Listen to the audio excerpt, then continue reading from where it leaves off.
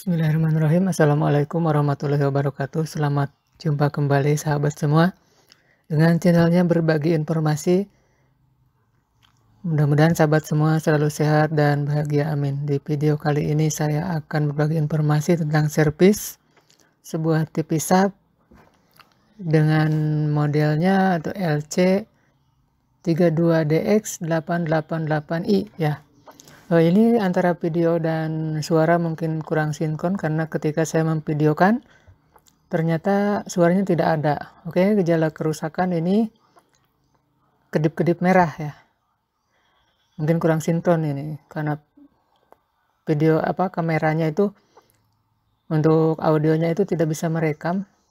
Saya baru tahu setelah video ini berakhir ya.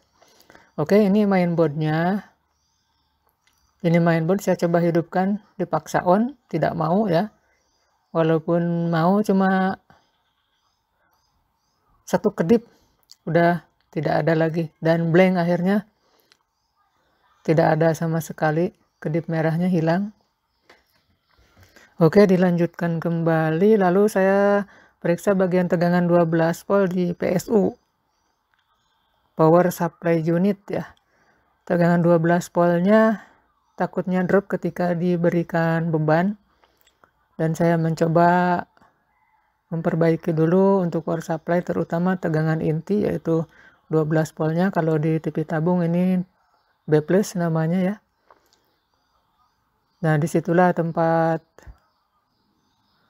outputnya untuk tegangan 12 voltnya.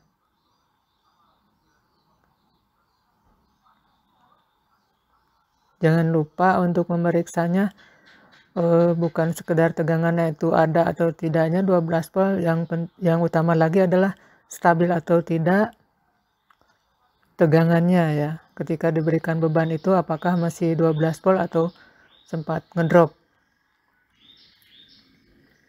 Oke, dilanjut kembali untuk videonya, dan saya memeriksa jalur 12 volt terutama untuk ke bagian elko ya. Elko yang 2 buah, lalu telusuri saja jalur-jalurnya. Elko tersebut harus diganti ya. Kalau memang diukur kapasitasnya sudah menurun, dan 2 dioda ini diganti juga kalau memang sistematis dari diodanya sudah berkurang. Dan di sini jangan lupa ada elko kecil yang terhubung dengan MOSFET. Ini wajib diganti. Walaupun kapasitasnya menurun sedikit, diganti saja karena elko ini berfungsi untuk membuat arus DC gelombangnya gelombang yang datar ya, seperti tertampil di osiloskop ini. Nah, ini sebuah osiloskop. Saya coba ngetesnya, takut ada ripple tegangan di 12 volt yang mengakibatkan untuk bagian mainboard tidak mau berfungsi atau terjadi proteksi.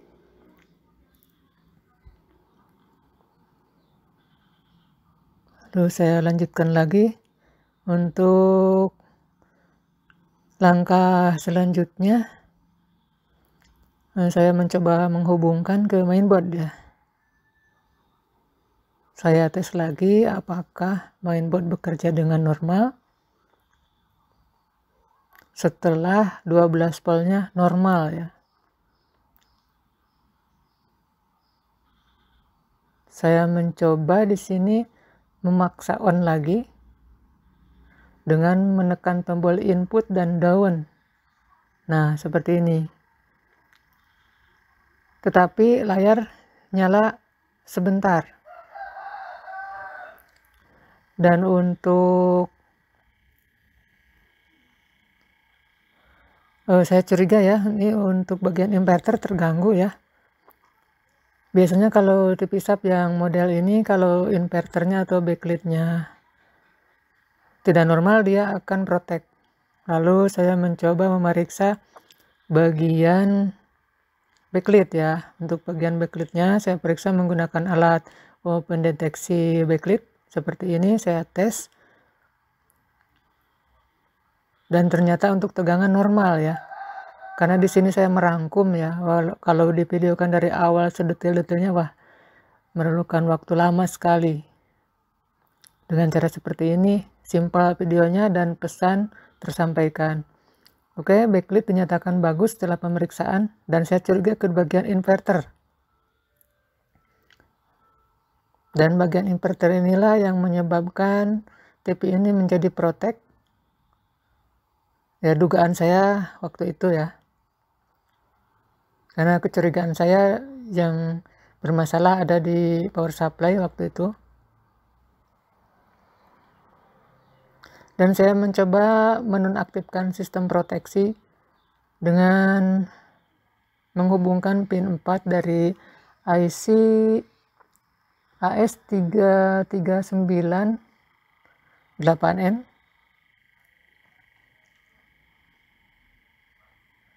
yang disambung dengan resistor sekitar 47K atau 39K ke ground ya.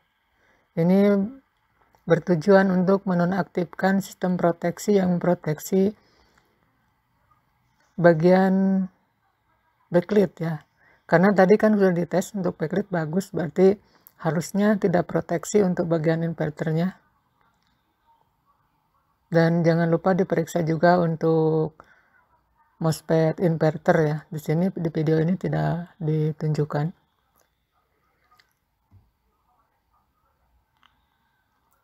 Ya, dan saya sudah menonaktifkan untuk bagian proteksi inverter, tapi ternyata masih bermasalah. Tidak mau menyala TV-nya. Dan saya curiga akhirnya lari ke bagian mainboard. Yang pertama saya curigai untuk mainboard adalah di bagian SPI flash 25Q64 kalau nggak salah ini PON. Dan saya mencoba untuk mereplace ya. Jangan lupa untuk sahabat untuk file firmware-nya di copy dulu sebelum dihapus. Nah, seperti ini saya copy dulu melalui laptop. Lalu setelah di copy disimpan filenya, lalu kita ganti dengan file atau firmware yang baru ya. Kalau langsung dihapus nanti barangkali di firmware yang baru tidak cocok, maka kita kembalikan dengan firmware yang lama. Begitu. Ya. Lalu dipasang kembali untuk IC SPI flash-nya.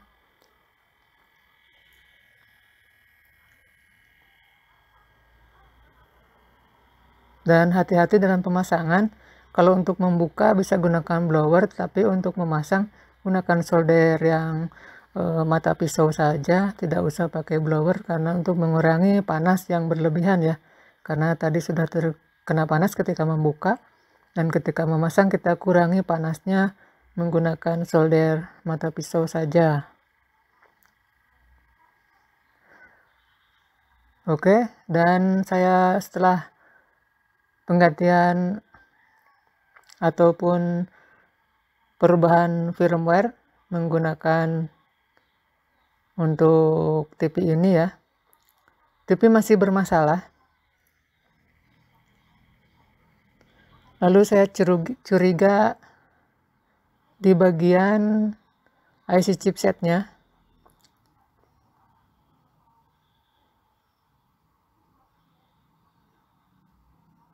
Nah, seperti yang tertampil di video, saya mencoba memasang, namun akhirnya masih gagal maning ya, tidak membuahkan hasil sama sekali. Lalu untuk IC chipset ini saya coba rehot ya, menggunakan blower dengan panas sekitar 200 derajat saja, jangan berlebihan. Kalau terlalu panas malah hancur, malah rusak. Kurang panas pun tidak akan ada efeknya. Seperti itu. Jadi di sini kita perlu menggunakan logika ya, logika panas. Mungkin kalau sudah terbiasa dengan pekerjaan ini akan terbiasa merasakan panasnya gitu. Karena di sini untuk para pemula harus hati-hati dalam merehot sebuah IC ya. Jangan sampai kepanasan. Oke, semua sudah dicek, bagian PSU sudah, dan untuk power supply unit tidak bermasalah, walaupun sebelumnya saya sudah ada rencana mengganti untuk 2 blok ini kalau memang tidak bisa diakal-akalin. Lalu saya pasang kembali ke posisinya masing-masing.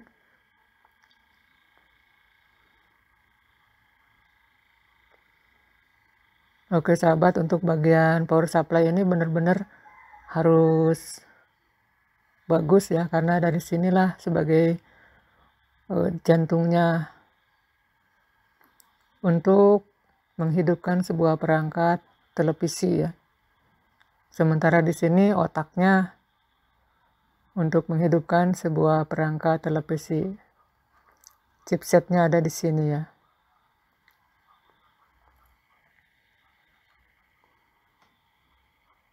Oke, itu tadi saya ketika menunjukkan cara untuk merihot.